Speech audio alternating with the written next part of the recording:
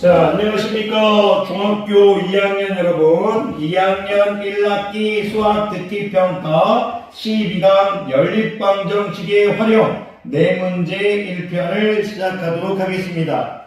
듣기평가를 시작하기에 앞서 잠시 설명드릴 내용이 있습니다.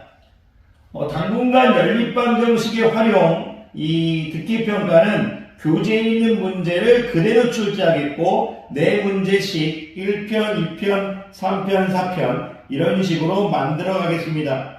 총 5편까지 만들 생각입니다. 여러분들이 문제의 수가 적기 때문에 충분히 전날 공부하면 전부 다 맞을 수 있습니다. 그런데 이해를 하지 않고 단순하게 암기해서 이제 문제를 맞춘 학생 뭐라고 하지 않겠습니다. 단 여러분께서 명심하셔야 될 건 암기에서 만약 푸신 학생들은 나중에 1편부터 5편까지 하루에 총 20문제를 볼 겁니다. 그때 시험을 잘 보지 못할 겁니다.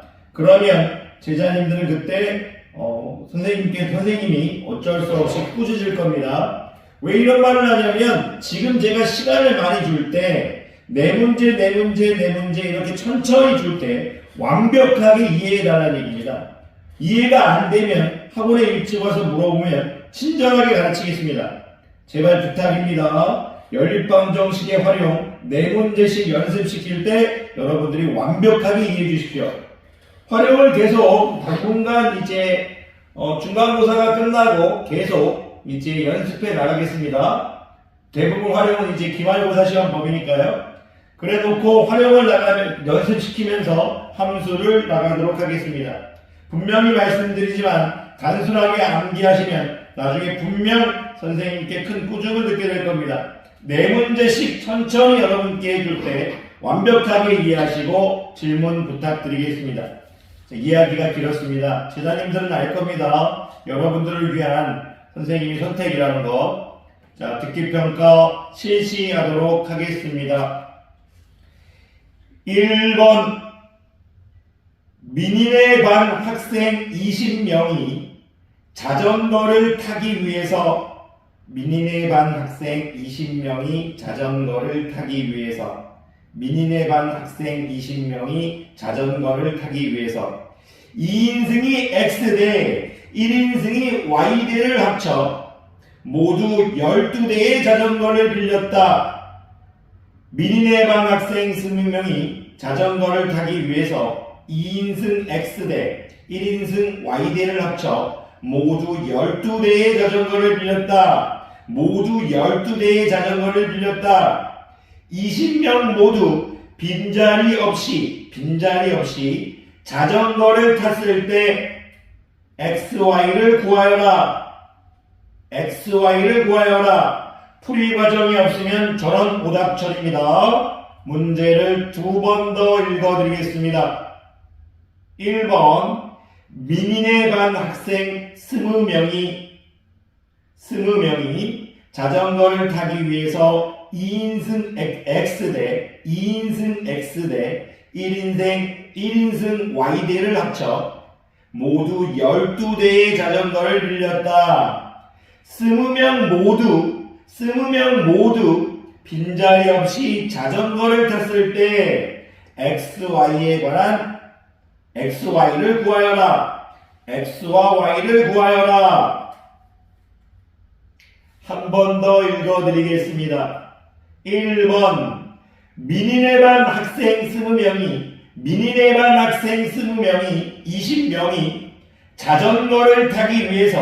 자전거를 타기 위해서 2인승 X대 2명이 탈 수 있는 자전거 X대 1인승 1명이 탈 수 있는 자전거 Y대를 합쳐 모두 12대의 자전거를 빌렸다. 20명 모두 빈자리 없이 모두 자전거를 탔을 때 XY에 관한 XY를 구하여라. 한 번만 더 읽어드리겠습니다. 민인의 반 학생 20명이 자전거를 타기 위해서 2인승 X대, 1인승 Y대를 합쳐 모두 12대의 자전거를 빌렸다. 20명 모두 빈자리 없이 자전거를 탔을 때 XY를 구하여라. 10까지 세드리겠습니다. 하나, 둘, 셋, 넷, 다섯, 여섯, 일곱, 여덟, 아홉, 열. 2번입니다. 한 개에 200원 하는 지우개와 한 개에 400원 하는 자를 합하여 8개를 사고 2,000원을 지불했다. 지우개와 자는 각각 몇 개씩 샀는지 구하여라. 지우개와 자의 미지수 설정을 하셔야겠죠. 다시 읽어드리겠습니다.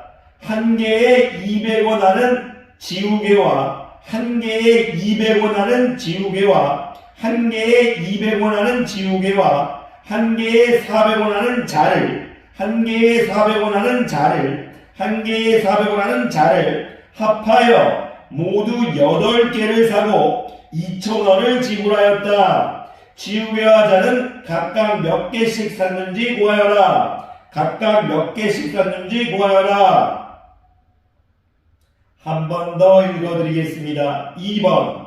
한 개에 200원 하는 지우개와 한 개에 400원 하는 자를 합하여 모두 8개를 사고 2,000원을 지불하였다. 2,000원을 지불하였다. 지우개와 자는 각각 몇 개씩 샀는지 구하여라.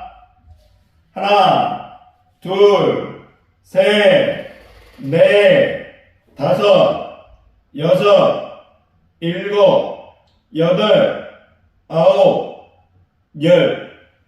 항상 식을 세울 때 어떤 식을 어떻게 세우는지 연습이 되어 있다면 어렵지 않을 겁니다. 자, 3번 가도록 하겠습니다. 3번. 두 자연수의 합이 48이고 두 자연수의 합이 48이고 차가 14일 때 두 자연수 중 큰 수를 구하여라. 3번. 두 자연수의 합이 48이고 두 자연수의 합이 48이고 차가 14일 때 두 자연수 중 큰 수를 구하여라. 미지수 설정을 해줘야겠죠. 큰 수를 x로 놨다면 작은 수를 y, 이런 식으로 미지수 설정을 해주시면 됩니다. 3번.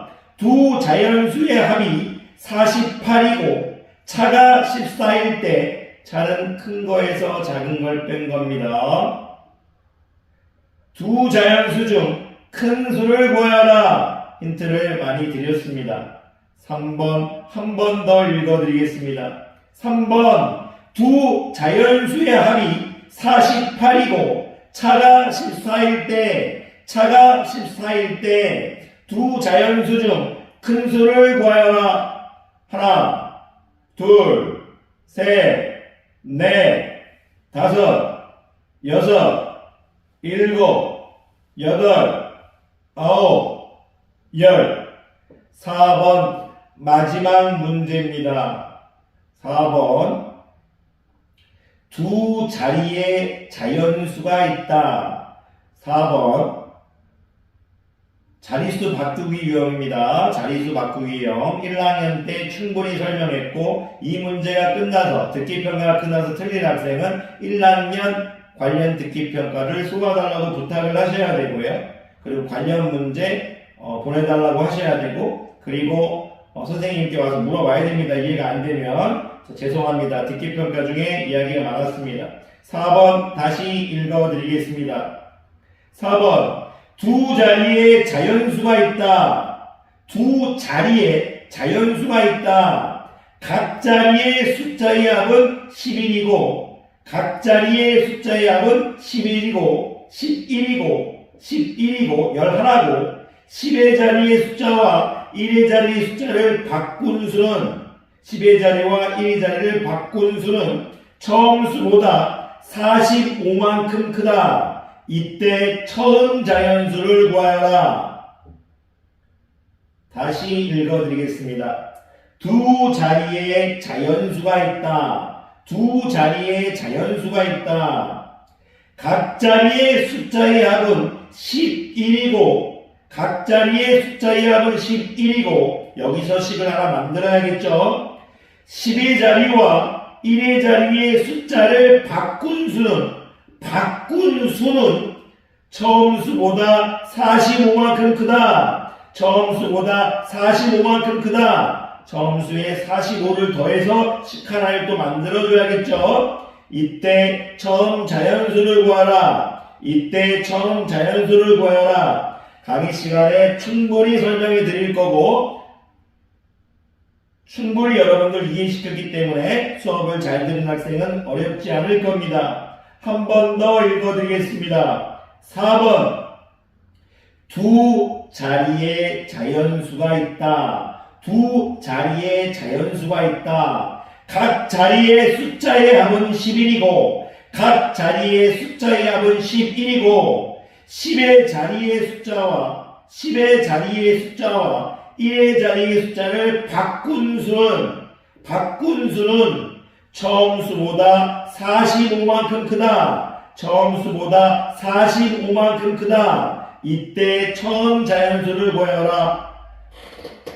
하나, 둘, 셋, 넷, 다섯, 여섯, 일곱, 여덟, 아홉, 열. 1번부터 4번까지는 전부 문제에 대한 풀이 과정이 있어야 됨을 다시 알려드리겠습니다. 자, 듣기 평가하느라 고생하셨고요. 5분 있다가 여러분의 답안지를 걷도록 하겠습니다. 자, 노력하는 우리 제자님들 아끼고 사랑합니다.